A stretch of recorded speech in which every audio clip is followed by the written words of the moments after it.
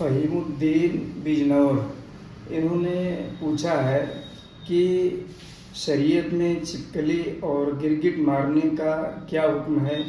کیا گرگٹ کے مارنے پر ثواب ملے گا؟ آپ اس سلسلے میں رہنمائی فرما دیجیے۔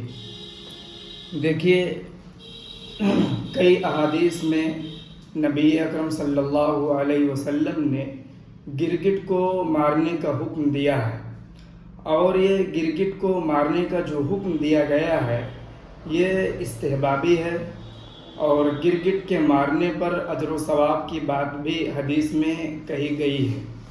اور دوسرا سوال آپ نے پوچھا ہے اسی میں کہ چھپکلی کے مارنے کا کیا حکم ہے؟ تو چھپکلی گرگٹ کے حکم میں ہے، یعنی جس طریقے سے گرگٹ کو مارنے پر ثواب ہے اور اس کو مارنے کا حکم دیا گیا ہے، اسی طریقے سے چھپکلی کو بھی مارنے میں ثواب ہے اور اس کو بھی مارنے کا حکم دیا گیا ہے۔ کیوں چھپکلی گرگٹ کے حکم میں ہے؟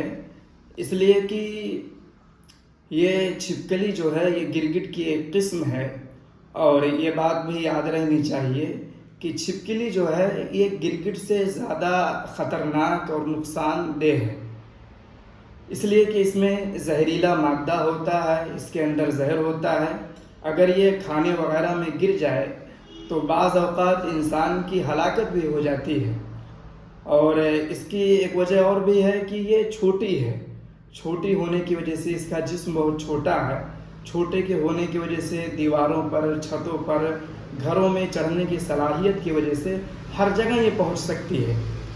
اس لیے اس کی طبعی شقاوت، خباثت اور انسان کی صحت کے حفاظت کے لیے نبی اکرم صلی اللہ علیہ وسلم نے چھپکلی کو بھی مارنے کا حکم دیا ہے، اور اس بارے میں احادیث بہت نقل کی جاتی ہیں۔ دو حدیث کا ترجمہ آپ حضرات کو سناتا ہوں کہ حضرت صاحبہ رضی اللہ تعالی عنہ یہ حضرت عائشہ رضی اللہ تعالی عنہ کے گھر میں گئیں تو دیکھا کہ ان کے گھر میں ایک برچھا لٹکا ہوا ہے۔ انہوں نے سوال کیا کہ آپ برچھے سے کیا کرتے ہیں؟ تو حضرت عائشہ رضی اللہ تعالی عنہ نے جواب دیا کہ ہم اس سے چھپکلی اور گرگٹ مارتے ہیں، اس لیے کہ نبی اکرم صلی اللہ علیہ وسلم نے ہمیں بتایا کہ جب ابراہیم علیہ السلام کو آگ میں ڈالا گیا تو زمین کے جتنے جانور ہیں تمام جانوروں نے اس آگ کو بجھانے کی کوشش کی۔ گرگٹ ایک واحد جانور ایسا تھا کہ گرگٹ آگ بجھانے کے بجائے یہ پھونک مارتا تھا۔ اور یہ ایک حدیث ہو گئی۔ دوسری حدیث میں نبی اکرم صلی اللہ علیہ وسلم نے فرمایا، حضرت ابو ہریرہ سے روایت ہے کہ جو شخص گرگٹ کو ایک وار میں یعنی ایک مرتبہ مارنے میں مار دے اور مر جائے تو اس پر 100 نیکیاں ملیں گی، اور اگر دوسری وار میں مرتا ہے تو اس سے کم، اور اگر تیسری وار میں مرتا ہے تو اس سے کم۔ یہ دوسری حدیث ہے۔